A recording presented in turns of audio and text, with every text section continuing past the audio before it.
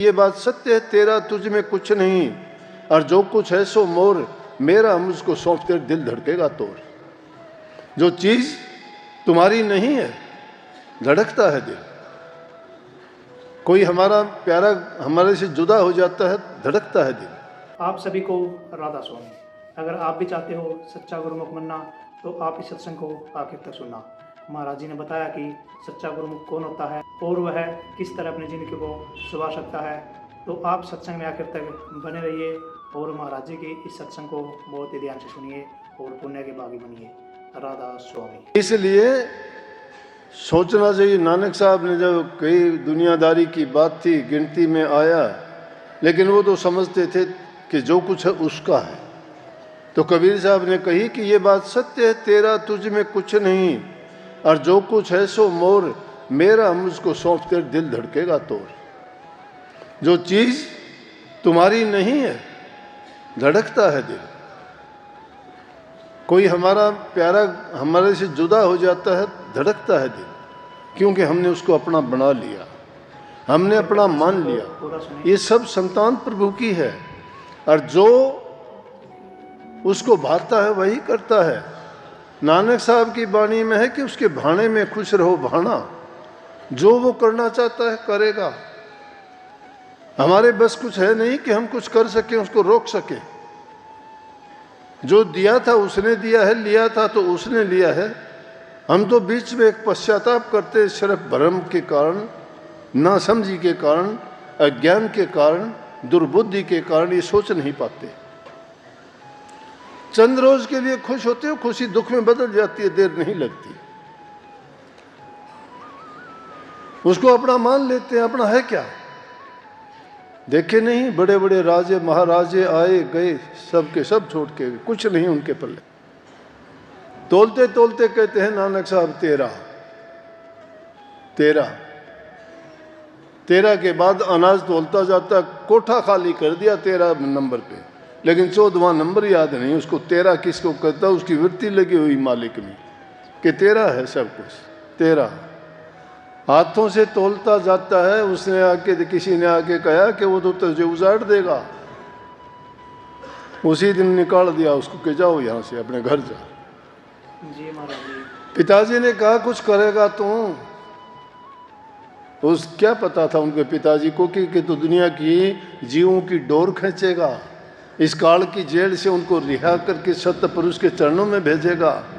उनको क्या पता कि वो ऐसी महान हस्ती है जो पूरी दुनिया को रास्ता दिखाएगा, इस अंधकार में प्रकाश कर देगा, ज्ञान की ज्योत जलाएगा। और वो बात सत्य हुई। आगे चल के छोटी उम्र में ही उन्होंने बड़े दिखाने शुरू कर दिए। जबान से जो बोलते हो बात हो जाती। कोई शिकायत करता जाके कि तेरे लड़के ने ये नुकसान कर दिया, वो कहते दिखाओ कहाँ कर दिया। कोई कहता कि पशु चराने गया तो खेत चरा दिया मेरा, वो सब उजाड़ दिया। कहने लगे दिखाओ, जाके देखते हैं खेत हरा भरा खड़ा है। बाला और मर्दाना दो शिष्य उनके साथ जिंदगी भर रहे। संतों को समझना बड़ा कठिन है। जब संसार से विदा हुए नानक साहब तो बाला और मर्दाना से पूछने लगे, मर्दाना तुम सारी जिंदगी साथ रहे, नानक साहब के बारे में आपको पता लगा कि वो इतने ऊंचे संत थे, वो मालिक का रूप थे।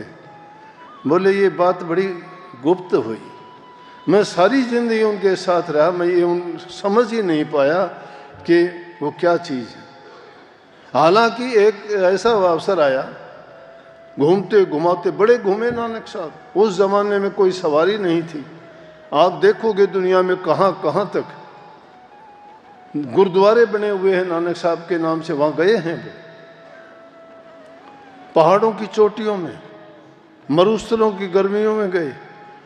कितने बड़े बड़े, जितने देखोगे कि पूरी जिंदगी में आदमी घूम भी नहीं सकता। घूम घुमा के सब आखिरी समय में आके उन्होंने अपना खेती का काम भी किया और आराम से सत्संग और जीवों को उपदेश दे के, नाम का भेद दे के उनको भक्ति करवाई। तो एक समय घूमते घूमते मर्दाना कहने लगा नानक साहब से कि जी घर गए बहुत दिन हो गए, बच्चे पता नहीं कैसे होंगे, घर वाले, मेरा मन बहुत देखने को करता है। बोले रे मर्दाना ऐसा कर, चले आंखें बंद कर। आंखें बंद करी, आंखें बंद करते ही और जाके देखते हैं तो कहाँ पहुंच गए, तलवंडी में पहुंच गए, जहां उनका घर था मर्दाने का। और वहां चंद्रभान के कुएं के ऊपर जाके बिठा दिया उसको। दोनों वहां बैठे हैं। बोले कि जा आंख खोल के, बोला देख, आंख खोल के देखता है जी तलवंडी है ये तो। बोला जा अपने घर मिल के आ। बोला जी इतने दिन से जा रहा हूँ, खाली आ जाऊंगा, क्या है मेरे पास, कैसे उनको बच्चे देखेंगे, क्या लेके आया। क्योंकि जब भी कोई घर का आदमी बाहर से आता है तो देखते हैं, झोला टटोलते हैं उसका, क्या लाया हुआ हमारे लिए, टटोलते हैं कि नहीं, देखते हैं कि क्या लाया होगा पापा, क्या लाया होगा बाहर से। तो बोला जी बच्चे अगर पूछेंगे मैं क्या बताऊंगा।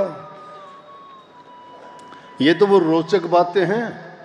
रोचक बातें भी इंसान के हृदय में ये विश्वास दृढ़ करती हैं कि भक्ति के रास्ते पर चलोगे तो हम भी ऐसा कर सकते हैं।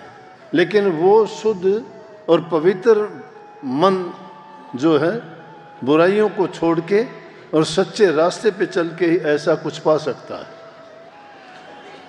ये शक्ति इंसान में सब में है, लेकिन वो शक्ति क्यों है, गुप्त है, हम उसको समझ नहीं पाते। ना समझने का कारण भी बताता हूं। उसका कारण क्या है। हुआ क्या, मर्दाने को कह दिया कि जा अपने घर मिल के आ। बोला जी खाली हाथ कैसे जाऊं, बच्चे इंतजार करते होंगे, इतने दिन में जाऊंगा तो कुछ ना कुछ तो हो। बोला कि जोड़ी कर तेरी।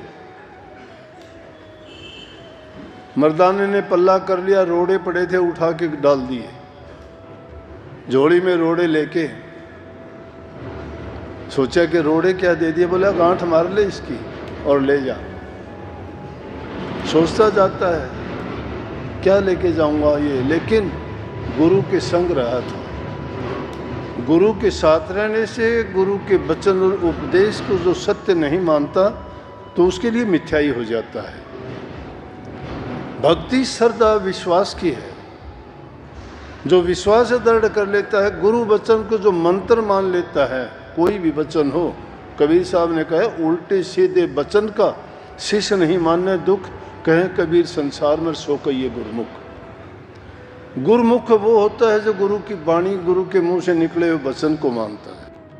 सत्संग को पूरा सुनने के लिए बहुत बहुत धन्यवाद। हम आशा करते हैं आपने सत्संग को बड़े ही ध्यान से सुना होगा। कृपया सत्संग में बताई गई इन बातों को अपने जीवन में अवश्य उतारिए ताकि आपका जीवन सफल हो सके। और अगर आपको सत्संग अच्छा लगा तो कमेंट में राधा स्वामी लिखकर पुण्य के भागीदार अवश्य बने। राधा स्वामी।